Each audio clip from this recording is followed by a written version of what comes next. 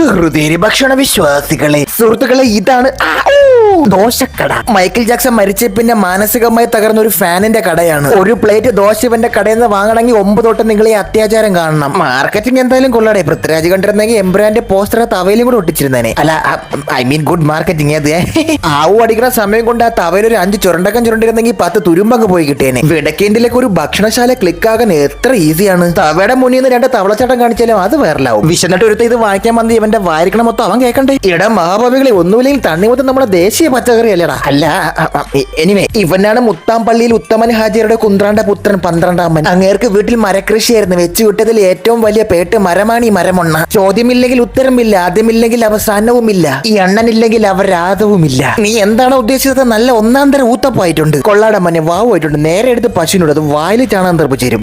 ഇത് കൊള്ളാടെ. ഇത് ആമയുടെ തോടായിട്ട് ഉപയോഗിക്കാം. ഫുഡ് സെൻസറിങ് നടത്തണം ഫോഴ്സ്ഫുള്ളി എങ്കിലും. പടച്ചോനെ.